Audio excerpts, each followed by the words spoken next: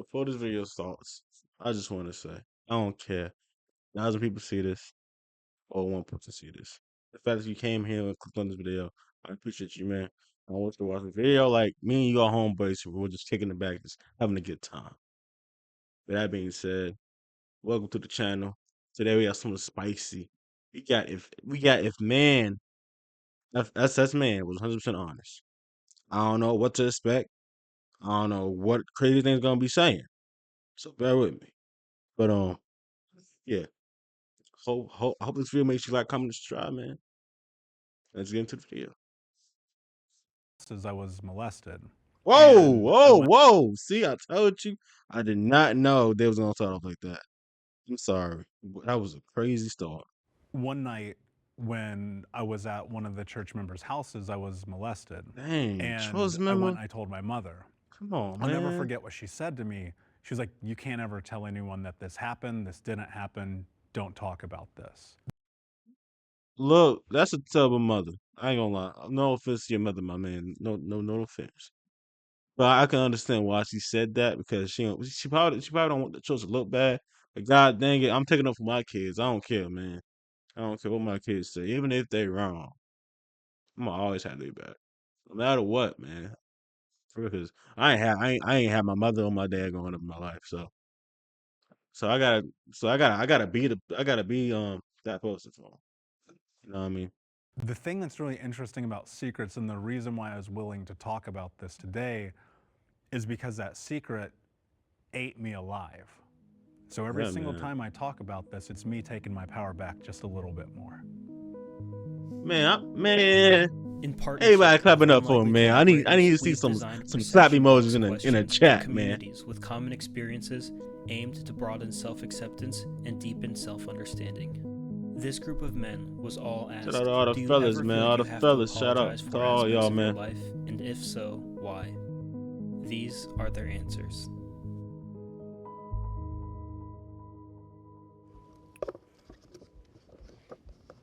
Sometimes I feel like I can't truly be a man comfortably in public.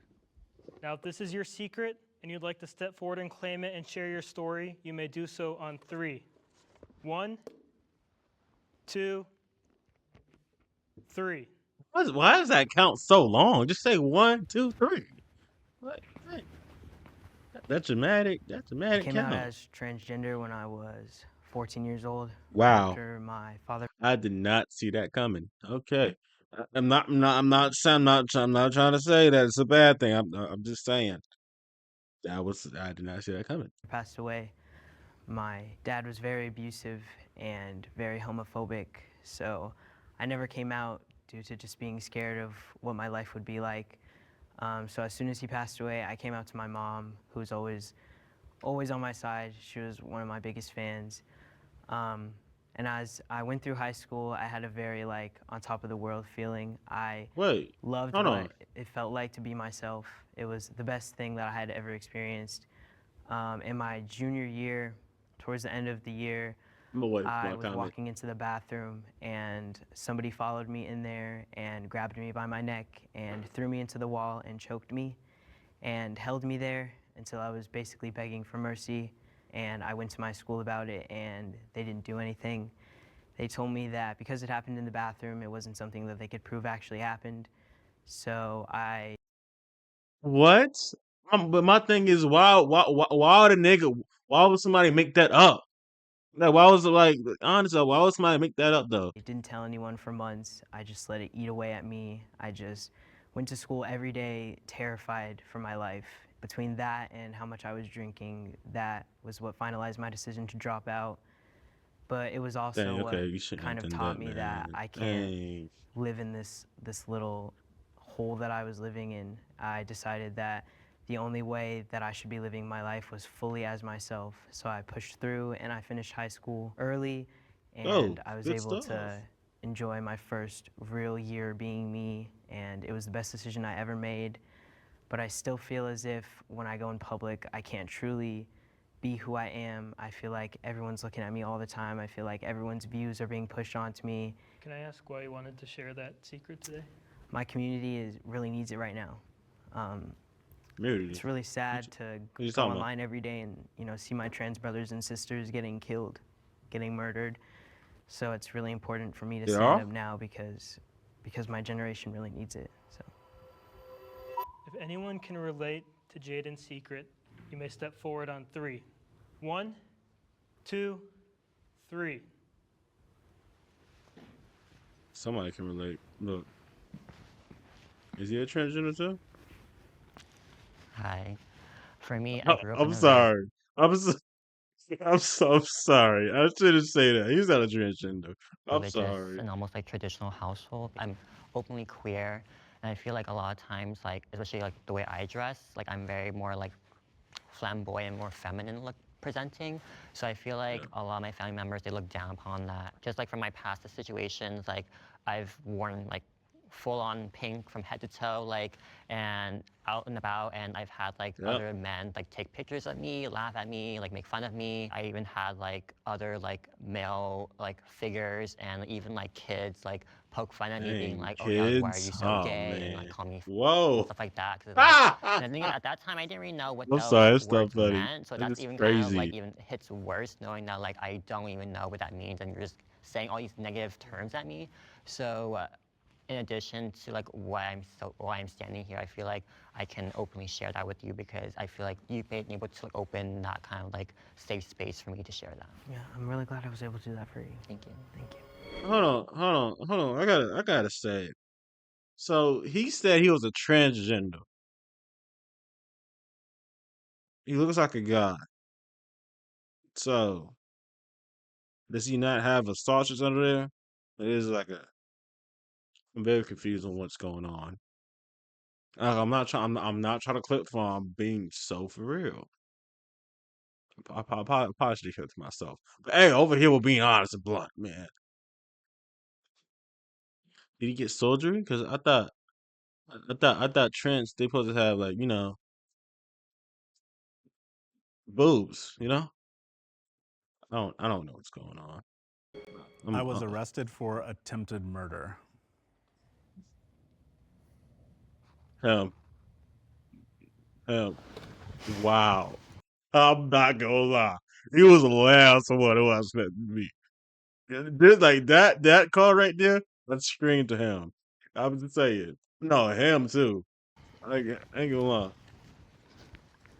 What you do? I mean, why? I just got caught up in a nasty fight, and at the time I believed my best option was to kill him.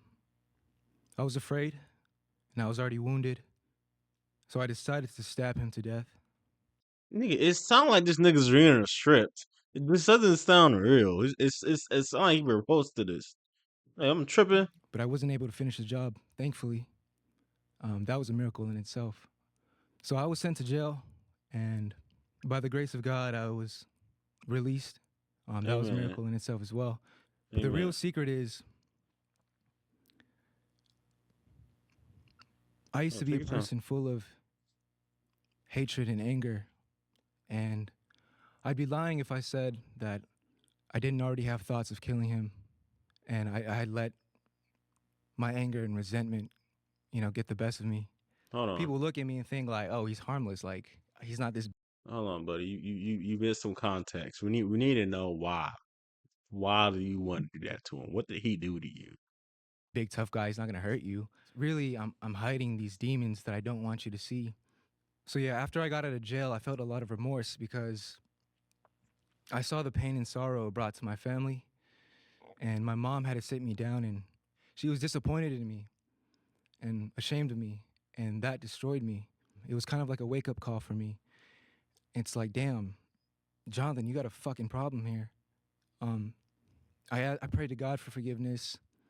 I apologized to my victim actually, and I asked him to forgive me too, which was really difficult to do. But I realized I wasn't able to forgive myself, and I was having like PTSD flashbacks. I couldn't sleep, and seeing the moment where he was bleeding out on the floor, squirming and going cold, and it haunted me for a very long time. I had a really good therapist who taught me anger management, helped me through my trauma. I got deep into like journaling, And I'm still Did he do all that at an angle? Like, was it all that at an angle? If that was, I do not want to make you mad, man. in the journey right now. I'm just saying. I'm getting a lot better. I actually almost got fired from my job because I almost beat up my coworker. Sorry, See, Mom. this man, he has bad anger problems. Oh my gosh. But I'm giving myself grace because I'm proud of myself that I didn't act like the unhealed version of myself would have. So the main thing I had to learn was giving myself compassion, learning that it's okay. It's understandable that I was acting like that because of what I went through in my childhood. But teaching myself, rewire my brain to learn that it's safe and that I'm not in danger and I don't have to fight anymore. The reason why I share this story is because I want anyone that shares a similar experience to know that you are not bad. You are not the villain. You are just hurt and you're carrying a lot of pain. But trust me when I tell you, you can heal and you can change. Just know that you are good and that you are still worthy of love. I'm sorry, I'm disagreeing with that. I disagree. If you stab somebody or shank somebody almost half to death, you're not a villain.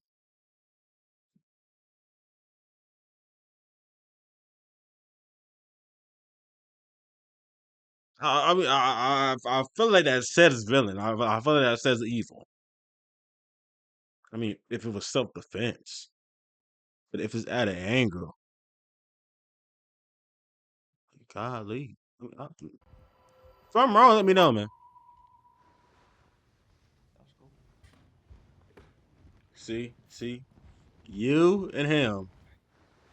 I can't be near. Can't be near. Y'all, no. You just hit the nail on the head. I mean, grace, Hold on. compassion for your. He never said why he did it. What you like? You're taking up for it. Look, if you're gonna do something, I need to know the why behind you did it. He never said why, did he? If he did, I must have missed it because I was talking. He never said why he almost got somebody off the planet. Like, Yourself and everything that you said. You are such an inspiration, man. And I'm glad that you shared. So Thank you, thank you. brother. Yeah. For me, I really related with like the you were talking about you having anger issues. Yeah. My whole family knows I have anger issues, and it's just you like got more than anger issues. I've been trying to like cope with it in several different ways. One being the gym, like the main. That's like my main, like everything that, like I collect everything that I'm mad at, and just kind of like. It's like throwing wood in a furnace and then everything smoking up, Yeah, I feel like I spent a lot of my life channeling the anger, allowing it to fuel up and going to the gym and, finding other ways also to channel it. I've got the boxer's fracture, from punching walls as well.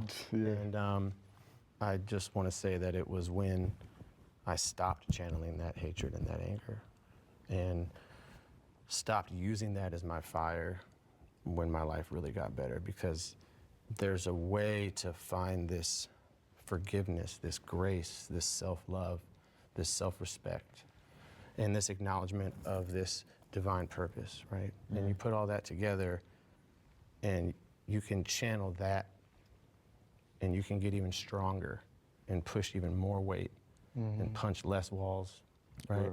And there's a journey to go on, and it takes time and it takes grace. Yeah. For sure, But, yeah. but yeah. It's been difficult navigating my relationships and rebuilding my life since I was sexually assaulted. Who is it? Not ashamed. Don't be ashamed.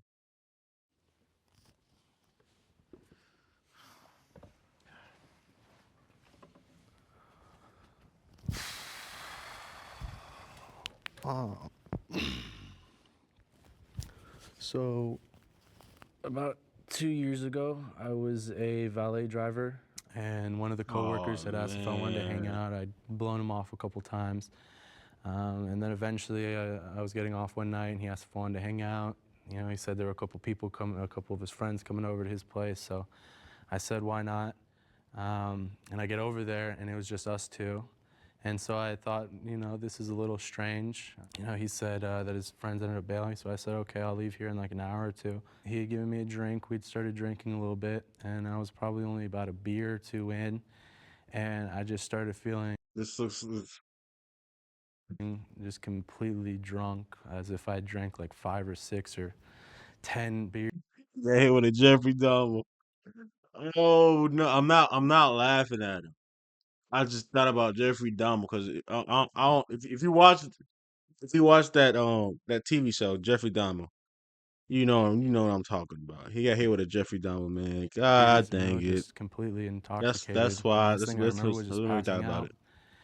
And then I wake up, and it was 13 hours later. I was in a Dang. hospital bed. I was pretty confused. Nurse comes up and she says, hey, just wait 1 minute. So they were checking me out. They were getting me out there, and I just start remembering back, and I get bits and pieces of just, you know, like just little moments of, you know, just while I'm sleeping, just getting touched or getting grabbed and stuff like that. And so it just started rushing back to me, and, you know, just looking at the nurse and saying, hey, I'll just say, I think I got raped. And so, you know, she kind of like laughed it off, said, no, you just had too much to drink last night, because I guess I'd been there for so many hours. So I get checked out, I go outside. I remember calling my mom. I just remember telling her that just, hey, Ma, I think I had gotten raped last night. And I remember her initial response was that she laughed and said, no, there's no way that happened.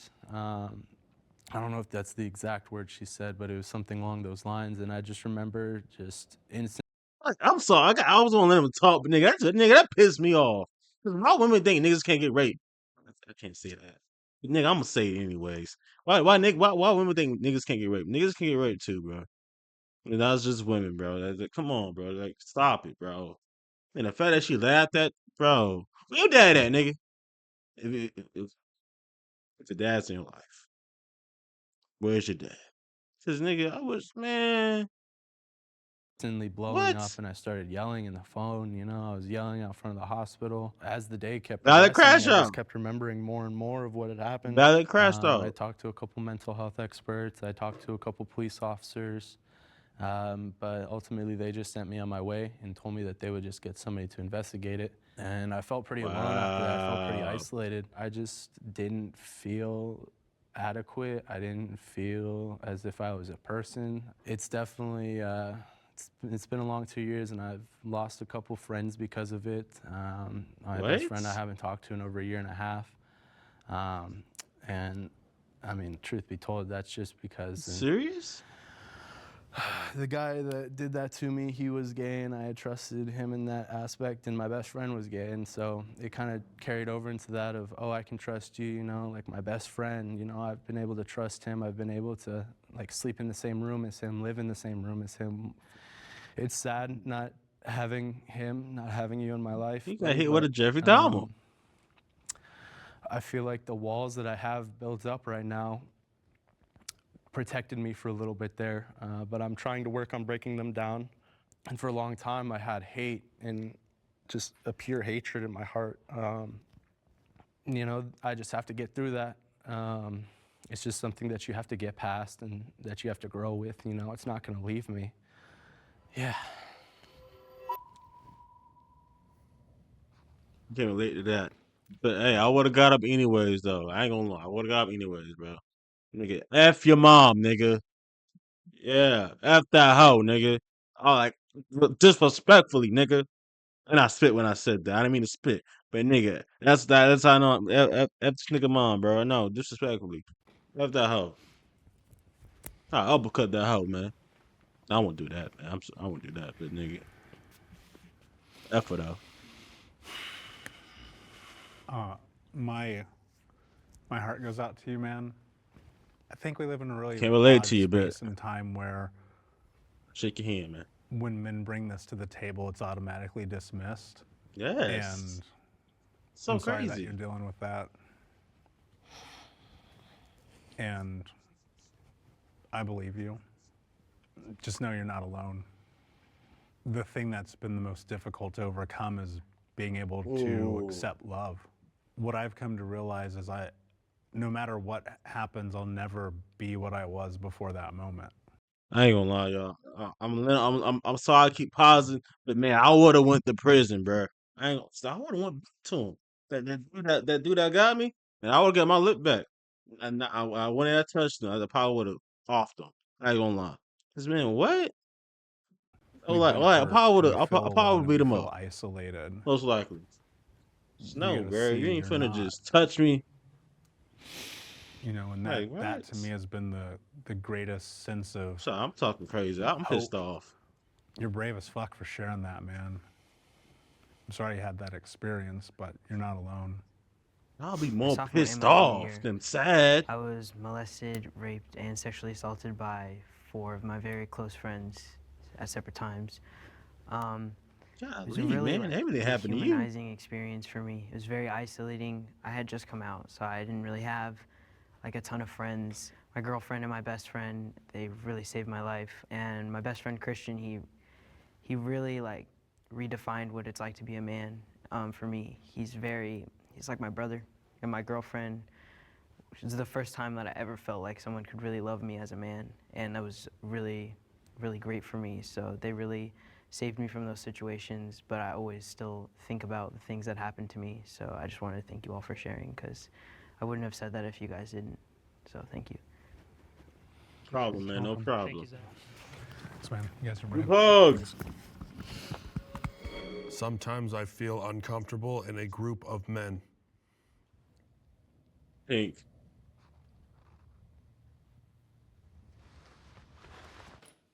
Okay, that was crazy. I'm sorry, Pink. That was crazy. I'm sorry for profiling you. I'm sorry. That was crazy, but I thought it was gonna be Pink. I really did. The oldest one is crazy. I guess when I was a toddler was when it started. My mother was married to my father, who was a problem drinker, and they fought a lot. That's one of my earliest memories, in fact. And I guess I wasn't until fairly recently I found out he hit her.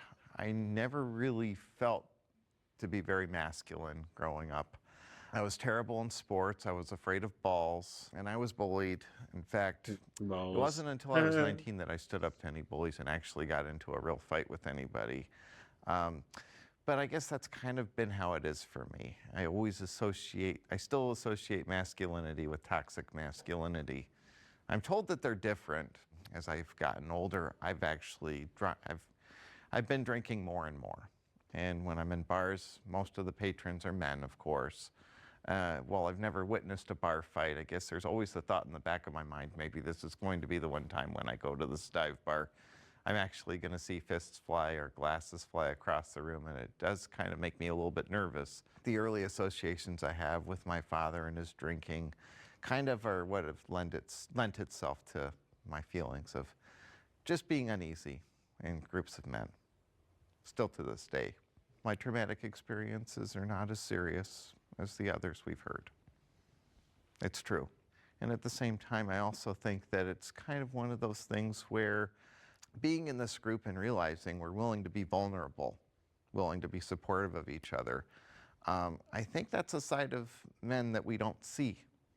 I don't think we see it in the media. I don't think we see it in entertainment, maybe in the home, maybe in private. But I think that this is a rather unique experience for me, and it's kind of changed the way I look at it. It's true. Nah, I don't got nothing to say about that, man. Somebody get up. Somebody don't leave him alone. Somebody get up, please. Thank you. Thank you. Okay. I was raised by women, and my stepdad was just this monster of abusive man. And for years, I was actually just terrified of guys. Like, and I'm a big guy. Like, generally speaking, most people, it's the opposite. What I would come to find in childhood is just constantly staying away from men in any capacity, because the violence was just so overwhelming. I was terrified of any guy possible. And that turned into just a tremendous amount of violence from my own hands. What's really interesting is once upon a time, it was just pure terror of the idea of being seen in this space in any capacity. And now it gets to be freedom, because what I've come to realize is just the same thing you mentioned. Like, we're all having a communal experience. Like, our definitions of masculinity are all different. I don't know that one is right or wrong, but ultimately it's like, you've got to take inventory of your life. And when I started doing that, it got a lot easier to stand in spaces like this. Right. For me growing up, it was also very one-sided. The way that I saw men was always very violent, and the way that I saw women was the exact opposite. I always went to my mom and my sisters for a kind ear, and I went to my brother if I wanted to like wrestle him for fun. And that was always just like how it was. Like, I never knew anything else. So when I came out, it was very hard for me to know like what way I was supposed to act, because what I thought man was super violent, big and burly. Like, that was all I knew, and that's not me. I'm sorry. So how is he a transgender? I'm so confused.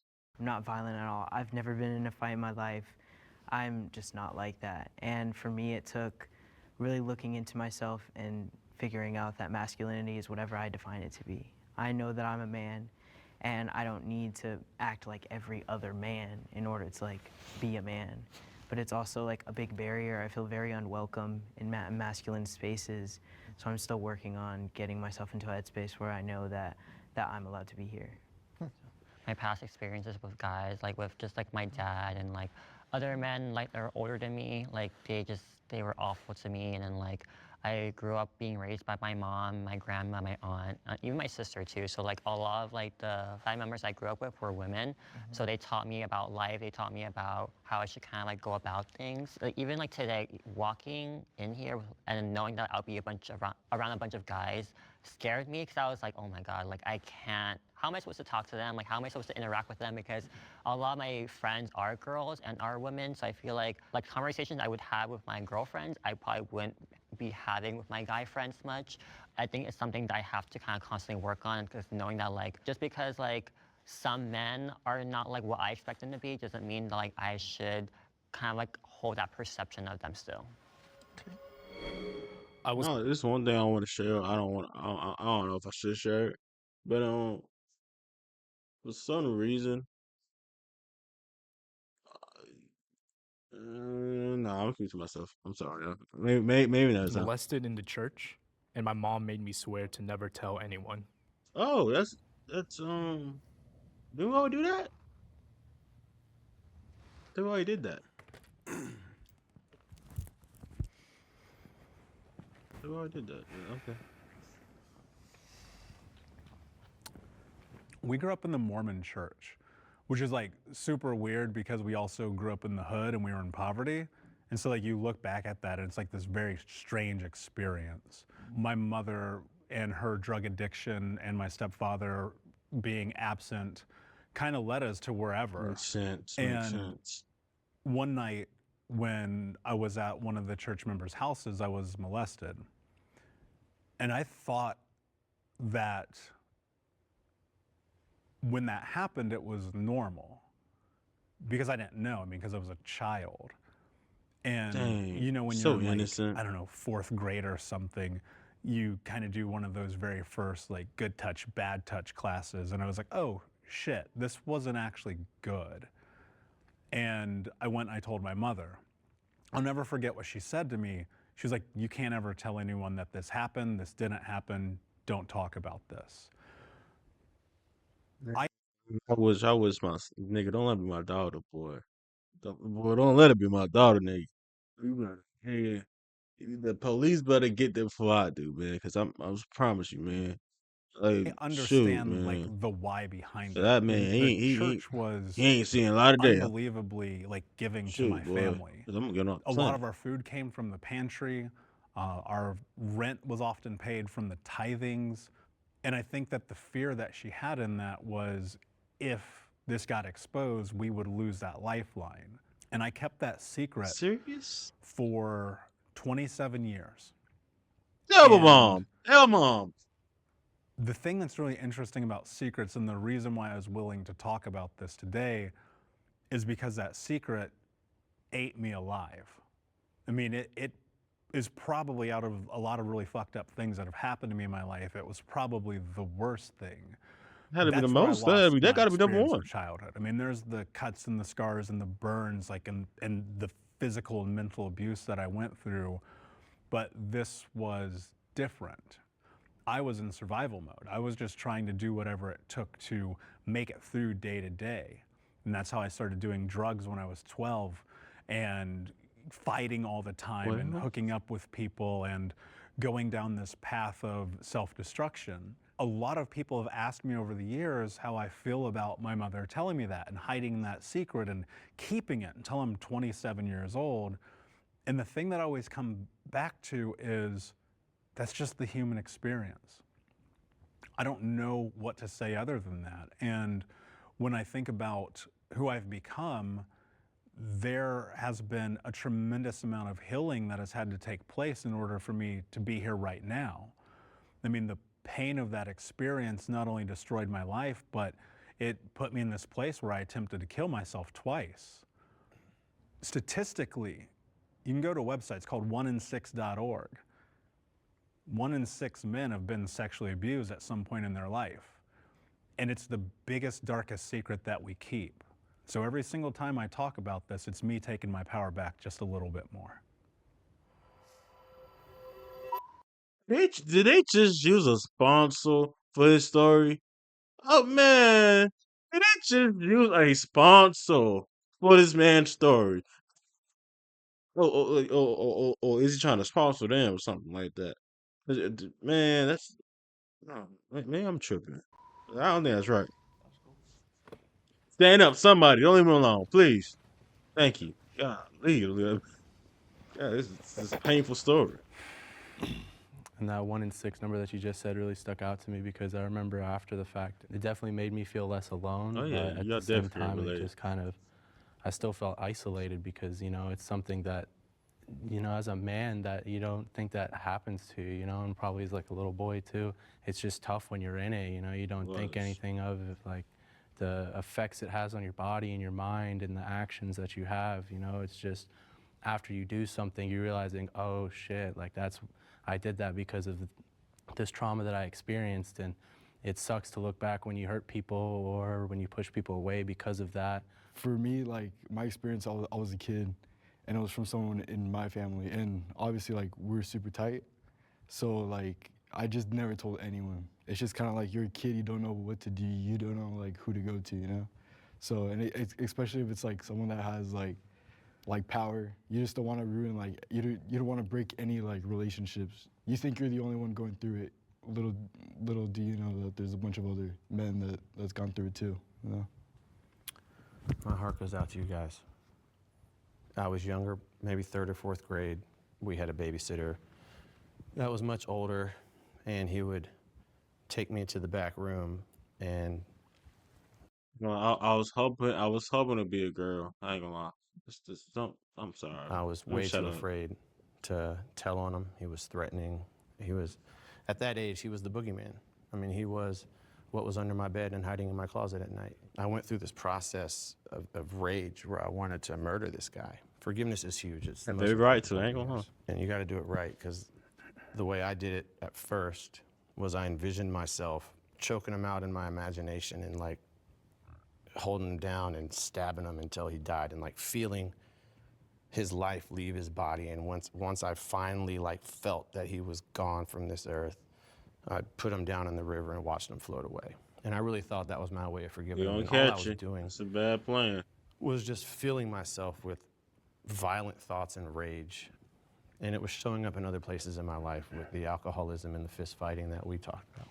Understanding my journey in this life and taking that person and from the bottom of my heart, forgiving him.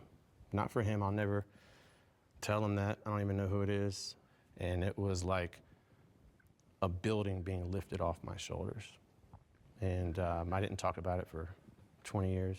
Like he said, I mean, talking about it heals it. Wow. Without the forgiveness and without actually talking about it and coming together like we are, you know, I wouldn't be where I am today. The older that I get and the more work that I do and the more I like look in the mirror, I'm like, that's not on me. Like, I'm not culpable for the worst thing that ever happened in my life. But what's so interesting and the Was that a truth about tripping? why I decided to share this is because I'm like, there's like fucking 10 of us here, and 4 of us are right here right now. What does that tell you? Right. You know, it's not 1 in 6. Like, I don't care what that statistic says. I know way more men who would never stand up here right now. So I just want to say I'm proud of you guys. Like, this shit sucks, man, but it's like, this is how you free yourself. For sure. And this is how you free the guys behind you who are Yeah. terrified. Yeah, because eventually people are gonna follow in behind you. Like, I really appreciate you for like sharing your story because, like you said, you know, talking about really helps you control your life and helps you maintain and have almost like having power over that rather than like letting that sort of like nightmares fuel my life. So thank you guys for sharing your stories. I appreciate it. Thank you. Appreciate Thank you for guys. being brave. Thank all you guys for being brave. I've never had an Thank you. experience like this. I'll remember this, you know, for the rest of my life. I mean, like, That's how many good. times did we hear today that like I wouldn't have said that if you didn't say that first, right? Oh, that's the I end didn't of think it. this is gonna. That's the end, man. I ain't gonna lie. This was a very powerful video right here. I ain't gonna lie. A lot of untold secrets got told, and I hope these secrets made them feel better about their life. If you enjoyed the video, if you love these type of videos, let me know in the comments. And with that being said, this is the end of the video. Obviously, make sure you like, comment. Make sure you like, comment, and subscribe. Y'all stay safe. Y'all stay prayed up. And y'all be safe, man. For real.